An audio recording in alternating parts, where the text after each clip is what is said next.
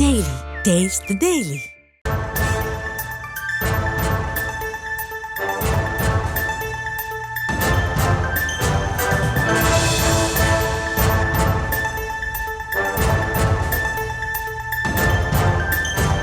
அண்மை செய்தியை பார்த்து வருகிறோம். திருச்சியில் படுத்துறங்கிய மூதாட்டியின் கழுத்தறுத்து அவர் கொலை செய்யப்பட்டிருக்கிறார். நகைக்காக கொலை செய்யப்பட்டிருப்பதாக தகவல் வெளியாகி இருக்கிறது. விவரங்களோடு இணைகிறார் செய்தியாளர் கதிரவன். கதிரவன், வணக்கம். எப்போது இந்த சம்பவம் நிகழ்ந்தது?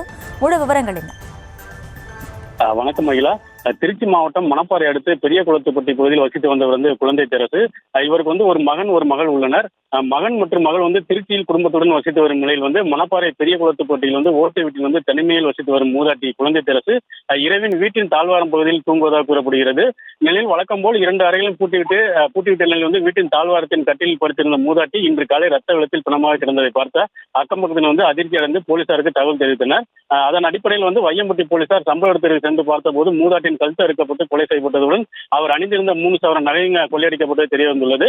பின்னர் இது குறித்து தகவல் அறிந்த திருச்சி மாவட்ட காவல் கண்காணிப்பாளர் செல்வ நாகரத்னம் சம்பவ இடத்திற்கு நேரில் சென்று உடலை பார்த்து விசாரணை செய்து வருகிறார்.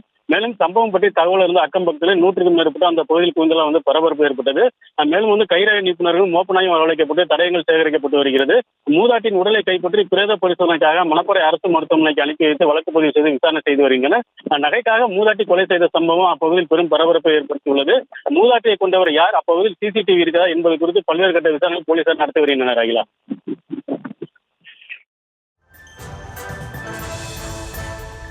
விவரங்களுக்கு நன்றி கதிரவன்.